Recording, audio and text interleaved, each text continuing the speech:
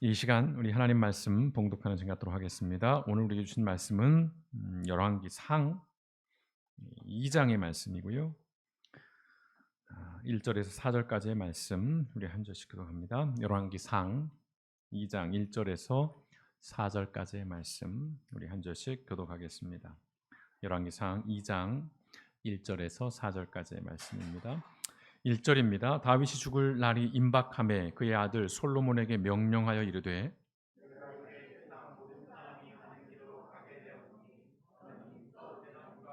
내 하나님 여호와의 명령을 지켜 그 길로 행하여 그 법률과 계명과 율례와 증거를 모세의 율법에 기록된 대로 지키라. 그리하면 네가 무엇을 하든지 어디로 가든지 형통할지라. 여호와께서 내 일에 대하여 말씀하시기를 만일 네 자손들이 그들의 길을 삼가 마음을 다하고 성품을 다하여 진실이 내 앞에서 행하면 이스라엘 왕위에 오를 사람이 내게서 끊어지지 아니하리라 하신 말씀을 확실히 이루게 하시리라. 아멘. 고맙고 사신 아버지 하나님, 하루하루 매일매일 알 수 없는 삶을 살아갑니다. 언제 어떻게 위험이 닥치고 또한 삶의 위기가 와서 이런저런 고난과 재난 가운데 알 수 없는 그런 불안정한 인생의 속에서도 우리를 매일의 삶 속에서 지켜주시고 인도해 주시니 감사합니다.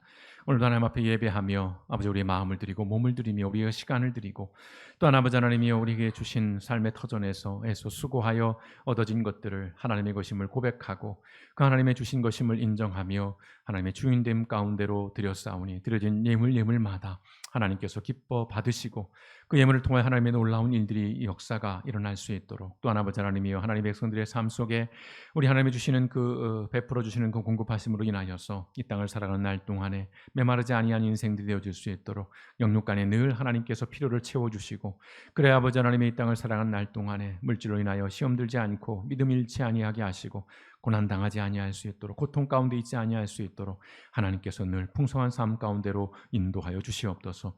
오늘도 아버지 하나님의 말씀을 묵상하려고 합니다. 주신 말씀을 통해서 오늘 우리에게 주시는 그 하나님의 경고의 음성을 겸허히 듣고 오늘 우리의 삶을 살피고 우리가 어떻게 하나님 앞에 믿음의 삶을 살아가야 할지를 진지하게 묻는 귀한 말씀의 시간이 될 수 있도록 하나님 말씀 속에 역사하여 주시옵소서. 모든 말씀 얼굴하신 예수님의 이름으로 감사하며 기도드렸습니다.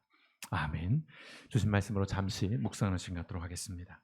예, 묵상하신 말씀 잠시 나누신 갖도록 하겠습니다. 이제 우리가 드디어 이제 열왕기 말씀으로 들어오게 됐는데요. 열왕기, 성경 책을 접할 때 여러분에게 어떤 느낌이었는지 모르겠습니다. 열왕기, 제목에 한자 영어를 보면 그 의미가 좀 더 명확해질 것 같은데요.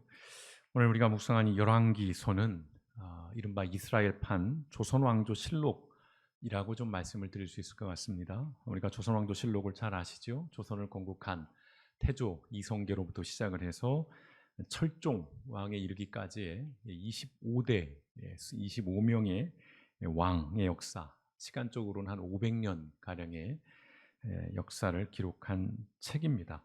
마찬가지로 이 열왕기서는 이 다윗 왕의 죽음으로부터 시작을 해서 남유다의 마지막 왕인 시드기야 왕까지의 대략 한 400년간의 역사를 기록한 책입니다. 조금 차이는 있습니다.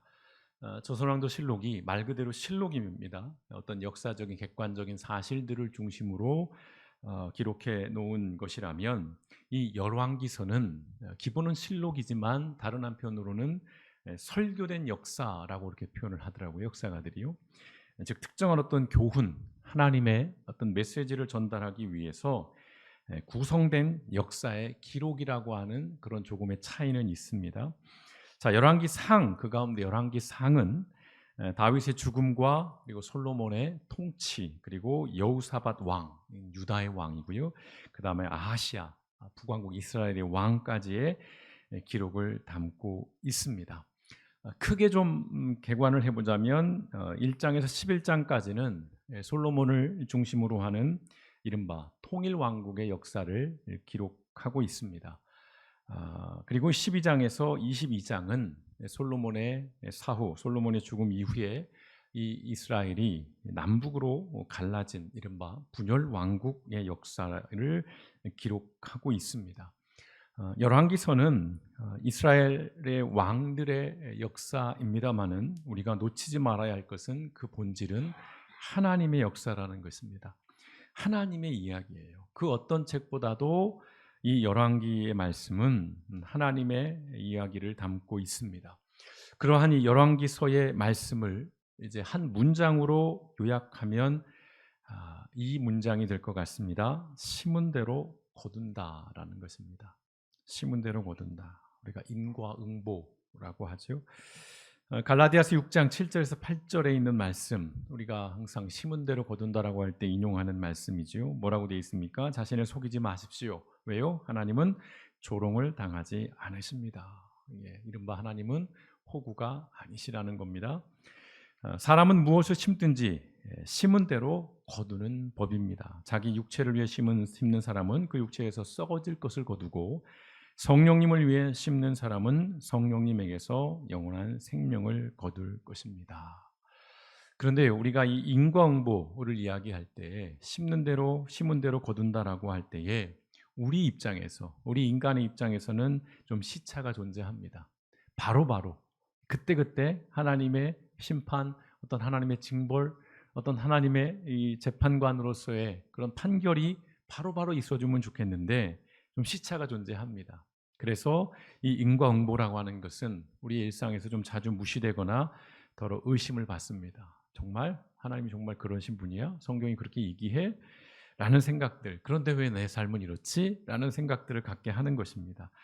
그러나 그런 우리의 개인적인 어떤 상황이나 그런 시차에도 불구하고 인과응보라는 것은 성경이 일관되게 보여주는 하나님의 보편적인 원리입니다. 오늘 이걸 우리가 기본으로 이제 깔고 말씀을 따라오시면 좋을 것 같습니다. 하나님의 보편적인 원리예요. 자, 그 가운데 오늘 본문 말씀은 죽음을 앞둔 이 다윗이 아들 솔로몬에게 전하는 유언의 일부분입니다. 유언은 좀 더 길게 이어지는데 오늘은 그 핵심적인 말씀만 우리가 묵상을 했고요. 오늘 이 말씀을 중심으로 이 열왕기 상 전체가 하나님께서 우리에게 무엇을 말씀하시는지를 좀 나눠보려고 합니다. 오늘 이 다윗의 유언의 핵심은 3절에 있어요. 다 같이 한번 읽어보겠습니다. 새번역입니다. 시작. 내 하나님 여호와의 명령을 지키고 그분의 모든 법과 규정을 모세의 율법책에 기록된 그대로 실천하여라. 그러면 내가 어디서 무엇을 하든지 모든 일이 다 잘 될 것이다. 아멘. 굉장히 좋은 말씀이에요. 특히 우리는 앞에보다는 뒤에 내가 어디서 무엇을 하든지 모든 일이 다 잘 될 것이다. 여기만 더 방점을 찍지만 성경은 항상 그렇지 않습니다. 그 앞에 조건이 좀 있습니다. 내 하나님 여호와의 명령을 지키라는 것, 그리고 그분의 모든 법과 규정을 모세의 율법책에 기록된 그대로, 모세의 언약에 관련된 이야기를 하는 것이에요. 그걸 지키면 형통하게 해주겠다는 것입니다. 자, 이 유언은 모세의 유언이면서도 또 여호수아의 유언이기도 한 것이고요. 거슬러 올라가 본다면 하나님께서 아브라함과 맺은 언약의 어떤 본질, 핵심이기도 합니다. 하나님께서 모세와 맺은 언약은 크게 두 가지 핵심 내용을 담고 있습니다. 요약하면 이렇습니다. 첫째는 우상 숭배하지 말라는 거예요. 신명기 4장 6절에서 5절 말씀, 저 유명한 말씀 같이 읽어보겠습니다. 시작. 이스라엘은 들으십시오. 주님은 우리의 하나님이시요 주님은 오직 한 분뿐이십니다. 당신들은 마음을 다하고 뜻을 다하고 힘을 다하여 주 당신들의 하나님을 사랑하십시오. 아멘. 다윗이 솔로몬에게 이렇게 유언합니다. 너 힘을 다해서 수고하도록 하나님 섬기라는 것입니다. 우상 숭배를 금지한 것은 그 방점이요, 오직 하나님만을 주권자이자 통치자로 섬기고 오직 하나님의 말씀만을 경청하고 순종하라는 데 있는 거예요. 이제 솔로몬은 왕이 됩니다. 이제 왕으로서 이제 아들에게 주는 그 첫 번째 강력한 메시지가 네가 왕이지만 너에게는 주인이 있다는 거예요. 하나님이 너의 주권자이고 너의 통치자라는 것입니다. 네 마음대로, 네 뜻대로 통치하지 말고 하나님의 아래서, 하나님 앞에서, 그리고 하나님의 말씀을 가지고 통치하라고 하는 그런 말씀을 하는 것입니다. 두 번째 그 모세 언약의 핵심은 뭐냐면요, 요약하면 정의롭고 공정하라는 것입니다. 아주 귀에 그냥 못이 박히도록 듣는 말씀이죠. 특별히 모든 사람에게 정의를 실천하고 그 가운데 사회적 약자를 돌보고 지키라는 것입니다. 제가 하는 말씀이 아니에요. 신명기 16장 18절에서 20절까지의 말씀, 긴 말씀이지만 같이 읽어보시겠습니다. 시작. 당신들은 주 당신들의 하나님이 각 지파에게 주시는 모든 성읍에 재판관과 지도자를 두어 백성에게 공정한 재판을 하도록 하십시오. 당신들은 재판에서 공정성을 잃어서도 안 되고 사람의 얼굴을 보아 주어서도 안 되며 재판관이 뇌물을 받아서도 안 됩니다. 뇌물은 지혜 있는 사람의 눈을 어둡게 하고 죄 없는 사람을 죄인으로 만듭니다. 당신들은 오직 정의만을 따라야 합니다. 그래야만 당신들이 살고 주 당신들의 하나님이 당신들에게 주시는 땅을 당신들이 차지할 것입니다. 땅을 주시겠다, 땅을 차지하겠다. 너무 좋은 얘기예요. 기쁜 얘기입니다. 즐거운 얘기예요. 그러나 그에 앞서 하시는 말씀을 우리는 더 경청해야 한다는 것입니다. 그렇지 않으면 우린 땅을 가질 수 없습니다. 우리가 얻고자 하는 것들을 가질 수가 없다는 것이죠. 자, 당연하지만 이 말씀이요. 근데 현실에서는 결코 당연하지 않은 말씀이죠. 모두가 다 상식처럼 여기는 것이지만 그러나 우리가 사는 세상에서는 이 말씀대로는 살지 못한다라고 모두가 생각하는 거예요. 아이 목사님 이건 그냥 교과서 같은 얘기잖아요. 순진한 얘기잖아요. 어떻게 살아요? 다 그렇게 사는데 내가 이렇게 산다고 달라지나요? 나 하나 이렇게 정의롭게 공의롭게 산다고 세상이 변하나요? 그냥 흐름대로 살겠습니다. 튀지 않겠습니다. 이런 식의 사고방식들이 만연해 있잖아요. 예. 자, 오늘 다윗이요, 이스라엘의 왕으로 살아갈 아들 솔로몬에게 이 두 가지 핵심 유언으로 남긴 것이에요. 자, 다윗은 솔로몬에게 이스라엘의 왕은 주변의 다른 나라 왕과는 다르다라는 것을 가르치고 있는 거예요. 이 유언을 통해서. 다시 말씀드립니다. 이스라엘의 왕은 명령을 내리는 통치자가 아니라 명령 아래 있는 대리자라는 거예요. 다윗이 그 아들에게 그렇게 얘기하는 것입니다. 이스라엘의 왕은 하나님의 명을 지켜서 그 길로 행하고 그 법률과 계명과 율례와 증거를 모세의 율법에 기록된 대로 지켜야 하는 사람이라는 것입니다. 즉 하나님의 뜻을 따르는 사람이라는 것입니다. 누가요? 왕이요. 특별히 이스라엘의 왕은 그렇다는 겁니다. 다른 나라의 왕은 그냥 자기 마음대로, 자기 내키는 대로, 자기 욕망대로, 자기 기분대로 통치할 수 있어요. 그러나 이스라엘의 왕은 그럴 수 없다는 것입니다. 자, 하나님의 뜻을 따르는 그런 왕이 되면 무엇을 하든지 어디로 가든지 형통할 것이다 라는 그 하나님의 약속을 상기시켜 주는 것입니다. 하나님의 약속은 확실해요. 부도나지 않습니다. 문제는 뭡니까? 사람이죠. 자, 이 솔로몬은 어땠을까요? 아버지 다윗의 유언을 지키지 못했어요. 지키지 않았습니다. 정확하게는 아버지와의 약속을 지킨 것이 아니라, 안 지킨 것이 아니라 하나님과의 언약을 지키지 않은 것이고 하나님의 말씀을 따르지 않은 것입니다. 솔로몬 유명한 왕이죠. 다윗 못지않은 그런 위대한 왕입니다. 솔로몬 시대에 이스라엘은 다윗의 시대를 능가할 만큼의 번영과 번성을 누렸던 그런 시절, 그런 시대의 왕입니다. 군사적인 안정, 경제적인 번영을 이뤘어요. 그런데 문제가 뭡니까? 그것을 도모하기 위해서 솔로몬이 택했던 방법이 하나님 앞에 철저하게 엎드리는 방법이 아니었어요. 이방 나라들과 무분별한 정략 결혼을 선택한 것입니다. 그러니까 무려 후궁이 1000명이다 이런 얘기들을 우리가 하게 되잖아요. 자, 솔로몬이 그런 선택을 한 것은 자기의 개인의 욕망 어떤 이것이 아니었어요. 그의 입장에서는 나라를 좀 잘 살게 하고 안전하게 하고자 하는 마음이 있었을 거예요. 그러나 결과적으로는 그 무수한 정략 결혼이 이스라엘이 우상의 숭배에 빠져들게 만들고 결국 솔로몬이 죽은 후에 죽자마자 바로 그 통일 왕국 이스라엘은 남과 북으로 갈라지는 이른바 분열 왕국 시대를 맞이하게 되는 것입니다. 솔로몬 사후에 남왕국 유다와 북왕국 이스라엘의 왕들은 어땠을까요? 모세의 언약의 두 가지 핵심을 제대로 어깁니다. 완벽하게 어깁니다. 보란 듯이 어겨요. 이방 나라들과 동맹을 맺고 그들의 신을 섬깁니다. 우상 숭배는 기본이고 하나님을 반역하는 건 말할 것도 없고 살인을 밥 먹듯이 저지르는 그런 왕들이 됩니다. 모든 사람들에게 정의를 행하고 사회적 약자를 돌보고 지키라는 명령을 어깁니다. 그리고 왕들은 거대한 권력과 부를 축적을 했습니다. 그 과정에 어떤 일이 벌어집니까? 필연적으로 백성들의 고혈이 들어가는 거예요. 백성들을 자신의 종처럼 부리는 것입니다. 이스라엘 왕은 종을 부리라고 왕이 된 게 아니에요.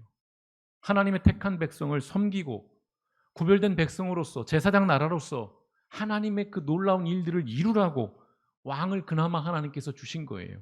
그런데 그러한 모든 것들을 깡그리 저버리고 다른 나라의 왕들처럼 행한 것입니다.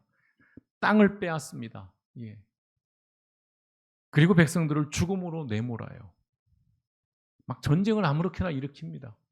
살인을 아무렇게나 해요. 내가 갖고 싶은 게 있어요? 그럼 막 뺏어버립니다. 나봇의 포도원 유명하죠. 나 저기 포도원에 내 별장 짓고 싶어. 근데 그 땅은 줄 수 없는 땅이에요. 하나님의 언약 속에서. 그러니까 마누라 이세벨이 그래? 내가 그 땅 뺏어줄게. 그 죽여버리잖아요. 음모를 꾸며서. 열왕기 상에 기록된 왕이 39명입니다. 이 39명의 왕 중에서 아사 왕과 자막을 보여주시면 좋겠습니다. 성경 구절을 제가 읽지는 않겠습니다만 여호사밧 왕만이 여호와 보시기에 정직하게 행하였다라는 평가를 받습니다. 39의 왕 중에 두 사람만이요. 물론 이들도 완벽한 왕은 아니었어요. 이들도 우상숭배에 여전히 그 잔존이 좀 남게 되는 것인데요. 자, 그래도 이 두 왕은 그나마 하나님 보시기에 정직했어요. 그런데 이 두 왕을 제한 나머지 왕들은 다시 말씀드립니다. 우상숭배자이거나 왕이 찬탈자이거나 살인자들이었어요. 그 결과 어떤 일이 벌어집니까? 가장 고통받는 사람들이 백성들이었다는 것인데요. 그 가운데 대표적으로 가난하고 힘없는 과부와 고아와 농부들이 그랬어요. 왕정 체제에서 왕의 영향력은 절대적이죠. 우리가 사극을 보셔서 아시잖아요. 그냥 왕 한마디로 구족을 멸할 수 있습니다. 내 기분에 따라서 무슨 짓이라도 할 수 있는 것이 왕이었어요.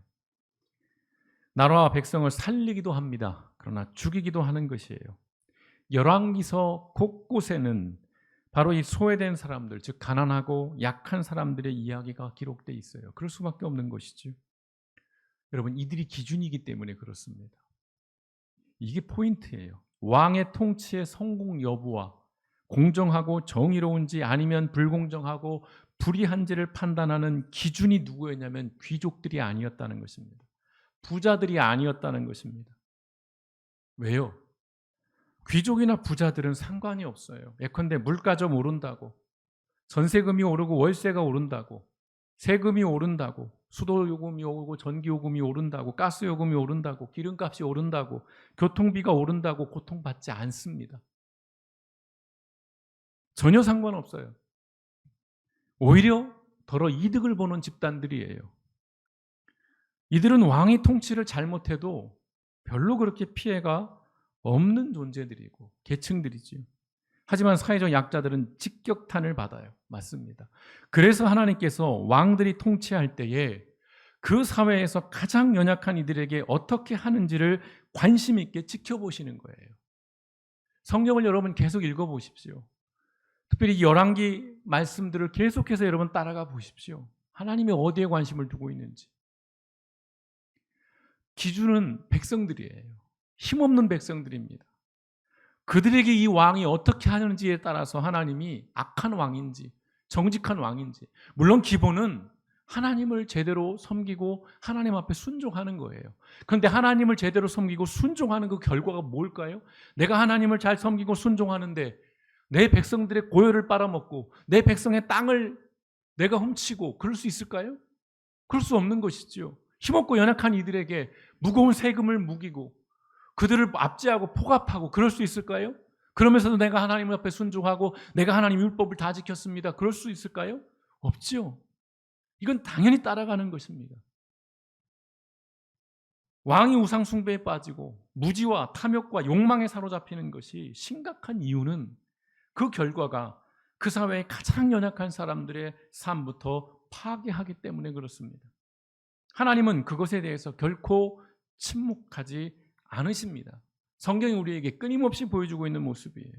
그런 왕들은 명확하게 하나님께서 판단하십니다. 하나님 보시기에 악한 자들이라고 명확하고 명시적으로 말씀합니다.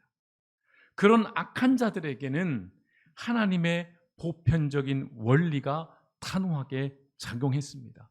그 원리가 뭐라고 말씀드렸죠? 심은 대로 거둔다는 것입니다. 여러분, 열왕기서의 첫 번째 독자들이 누구인지 아십니까? 이 열왕기서가 저에게 먼저 쓰여진 게 아니잖아요. 황 목사 너 읽어봐 라고 이 말씀을 주어진 게 아니잖아요. 처음에 이 독자들이 있을 거예요. 이걸 필요로 하는 이 텍스트를, 이 기록을 읽기를 또는 읽어야 하는 그런 사람들이 있었을 거예요. 누구였습니까? 이스라엘 백성들이죠. 근데 지금 그들이 어떤 상황에 있는 사람들입니까? 바벨론의 포로예요. 바벨론의 포로로 가 있는 사람들이 원 독자예요. 처음에 독자입니다. 그들을 위해서 이 열왕기서 말씀이 쓰여진 거예요. 자, 그래서 열왕기서는 그 바벨론의 노예로 끌려가 있는 이스라엘 백성들의 참회록이자 백서입니다. 백서. 백서가 뭔 말씀인지 아시죠? 무슨 재난이 발생했거나 뭐 여러 가지 사건이 있었을 때 이게 도대체 왜 이런 일이 벌어졌냐? 왜 다리가 무너졌느냐? 왜 지하철에서 이 불이 났느냐? 왜 이 건물이 붕괴됐느냐? 백서를 쓰는 거예요. A부터 Z까지.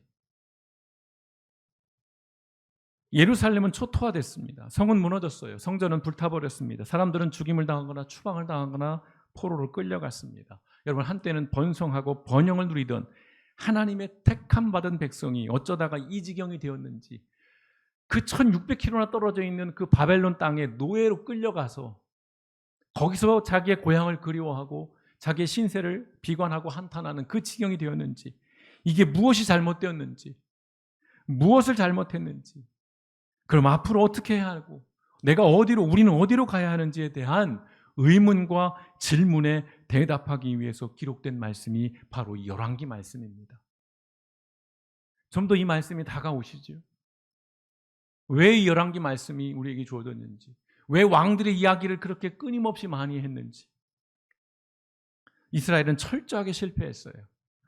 하나님의 율법과 계명에 따라 다른 나라들과 구별된 삶을 살아야 했던 이스라엘은 오히려 다른 나라처럼 되는 것뿐만 아니라 심지어는 더 악한 나라가 됩니다.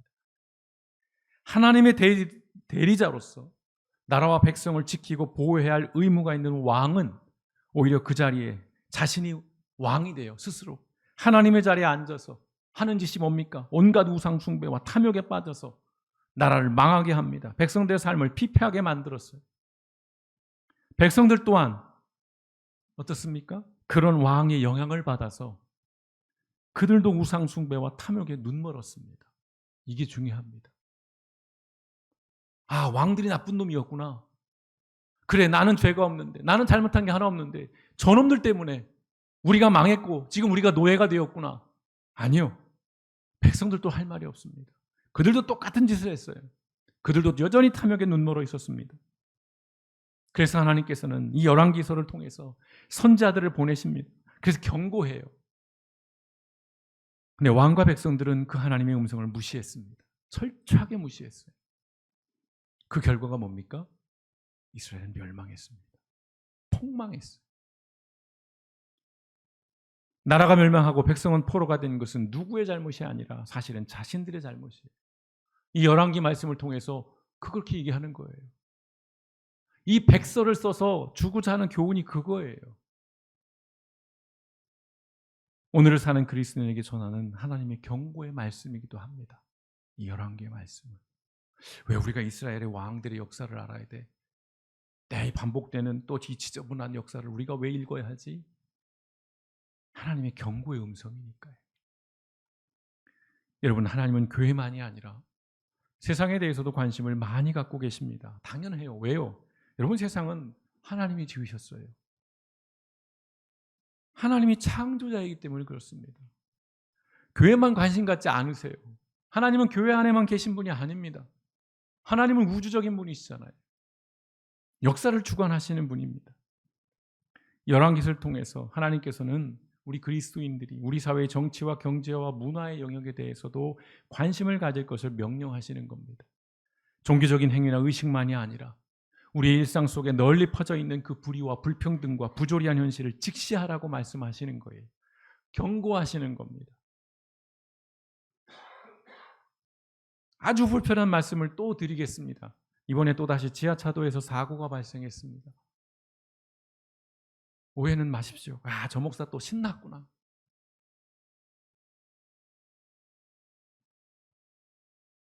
저게 전 세계 언론에 대서특필된 거 아십니까? 이유는 하나예요. 어떻게 대한민국이, 한국이라는 나라에서 저런 사고가 나지? 왜요? 우리 경제 수준, 우리 정도의 어떤 저력을 가진 나라에서는 일어날 수 없는 사고거든요. 재난은 어디에도 있습니다. 선진국에도 있어요. 근데 저런 사고는 자기들이 볼 때도 이해가 안 되는 거예요. 일본은 신나서 연일 탑뉴스로 내보냈어요. 사고는 날 수 있어요. 재난은 일어날 수 있습니다. 문제는 뭡니까? 이번에도 책임자는 없다는 것입니다. 최종 책임자인 대통령은 이번에 남탓만 하고 있어요. 4대강 얘기 들먹이고 있습니다. 교사가 죽었어요. 주사파 때문에 그랬다는 겁니다. 2년 전에 후쿠시마 오염수 방류에 대해서 목숨을 걸고 반대하던 정치인들과 언론들이 지금 뭐라고 말하고 있습니까? 일본보다 더 원전 오염수가 안전하다고 핏대를 세우고 있습니다. 2년 전 여러분 언론을 찾아보십시오.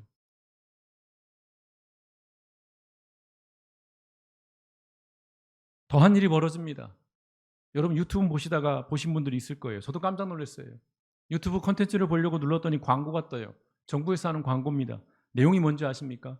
일본 후쿠시마 원전 오염수 안전하다는 것입니다. 그럴듯해요. 하나하나 뜯어보면 다 기만하는 내용입니다. 거기에 15억을 들였답니다.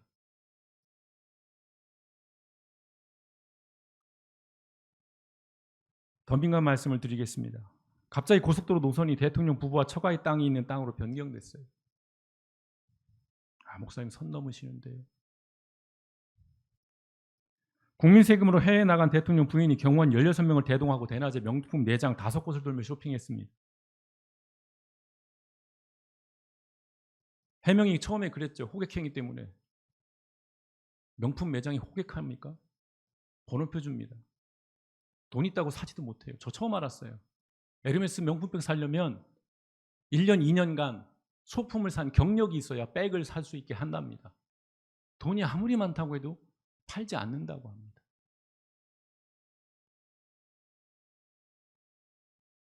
자, 여러분 지금 경제는 폭망하고 있어요. 목사님 어제 오늘 얘기 아니잖아요. 예전의 기준으로 보자면 지금 언론에서는 연일 나라가 망했다라고 언론에서 기사를 써 제껴야 됩니다. 왜요? 실제적으로 지금 경제는 어려우니까요. 대통령 말 한마디로 수능시험에 대혼란에 빠집니다. 대통령이 전쟁 중인 나라에 가서 생즉사 사직쟁 정신으로 함께 싸우자고 외칩니다. 여러분도 군대를 다녀오셨고 저도 군대를 다녀오셨습니다. 군대에서 훈련받는 것만 경험해봐도 여러분 전쟁은 있어서는 안 됩니다. 여러분 군장에서 뱀이 튀어나오고 밤에 진흙에서 침낭 깔고 자고 여러분 그런 생활 훈련도 그 정도인데 전쟁 나면 어떤 일일지 전쟁은 어떤 일이 있어도 일어나지 않아야 됩니다. 싸워서 이긴들 그 무수한 희생을 무엇으로 보상할 수 있고 해결할 수 있겠습니까? 중국과 러시아를 적으로 만들고 있어요. 이런 얘기를 하면 어떤 분들은 말합니다. 무엇이 문제냐고 따져 묻습니다. 전 정부는 뭐 잘했냐? 그렇게 얘기를 합니다. 괴담이라고 얘기해요. 선동이라고 말합니다. 비난해요. 처벌한다고 합니다. 가짜뉴스에 기댄 정쟁이라고 싸잡아 표명합니다. 대통령이 온다고 달라지는 게 있겠느냐? 이미 비는 내렸고 사고는 났는데 당당하게 말합니다. 명품 쇼핑 문제 삼으니까 외교라고 얘기해요. 그것도 문화라고 얘기합니다. 문화탐방이라고 얘기합니다. 전혀 상식적이지 않아요. 전혀 과학적이지 않습니다. 전혀 정당하지도 합당하지도 않은 이 모든 일에 대해서 모두가 침묵하고 있습니다. 아무도 말하지 않아요. 왜? 말하면 처벌받으니까요. 압수수색 당하니까요. 불이익을 당하니까요.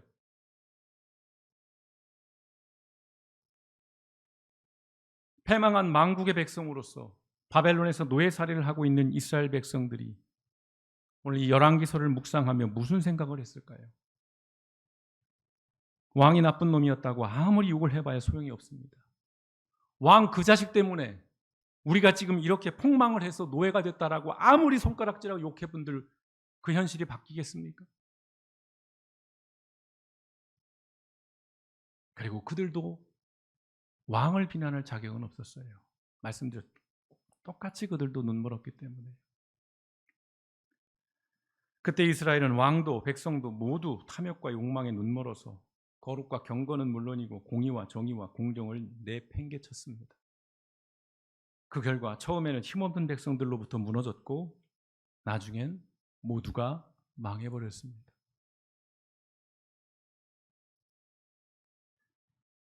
성경을 관통하고 있는 하나님의 보편적 원리는 지금도 생생하고 유효합니다. 뭡니까? 심은 대로 거둔다는 것입니다. 저 양반이 왜 이렇게 흥분을 할까? 왜 사회 얘기를, 정치 얘기를 강단에서 주일에 저렇게 많이 얘기할까? 아니요. 그렇게 얘기하기 시작하고 그런 관점으로만 본다면 우리는 어느 날 되돌릴 수 없는 현실에 처하게 될 것입니다. 저는 화가 나서 말씀을 드리는 겁니다. 제가 화가 난 것은 다른 게 아니에요. 어떤 이념이나 사상이나 진영, 나와 달리하기 때문에 그런 관점이 아닙니다.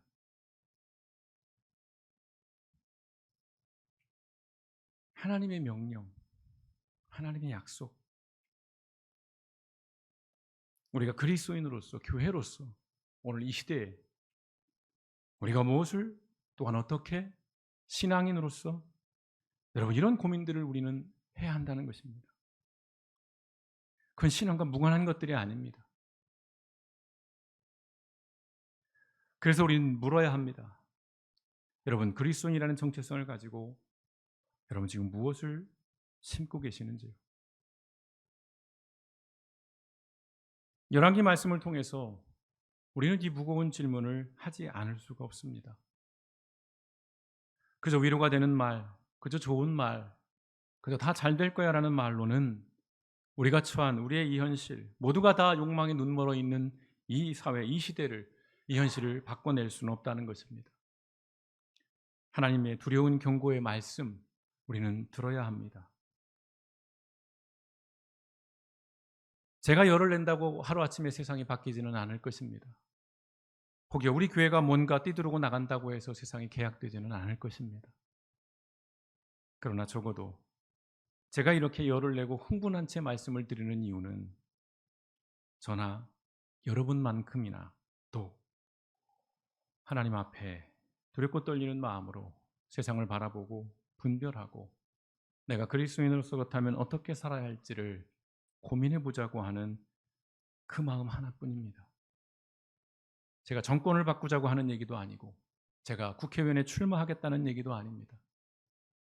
우린 그리스도인이기에 이 열왕기 말씀을 통해서 이스라엘 백성들이 노예로 있는 그들이 왜 우리가 이렇게 되었는가를 하나하나 복기해 보면서 그 중심에 우리가 하나님의 말씀에 불순종했고 우상 숭배에 빠졌고 욕망의 눈먼 결과로서 우리가 이렇게 처참하게 멸망했다라는 것을 하나님께서 그들에게 들려주시기 위해 이 열왕기 말씀을 주셨다면 오늘 열왕기 말씀은 오늘 우리에게도 유효한 말씀인 줄 믿습니다.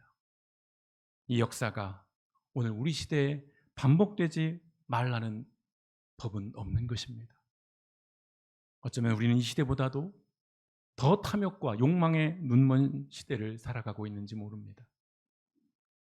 이 땅의 모든 교회와 그리스도인들이 하나님이 주신 이 말씀을 우리가 묵상하면서 바라기는 우리가 살아가는 이 세상이 오늘 교회와 그리스도인들 인해서 조금이라도 하나님이 원하시는 그 나라 그 모습으로 변화되어 갈 수 있기를 여러분 포기하지 마시고 낙심하지 마시고 하나님 앞에서 그 심은 대로 거둔다라고 하는 그 신실하신 하나님의 약속을 믿으면서 내가 살아가는 내 삶의 자리에서부터 하나님 앞에 순종함으로 귀한 열매를 맺어 나가는 복된 삶이 되시기를 주님의 이름으로 축원드립니다. 함께 기도하시겠습니다.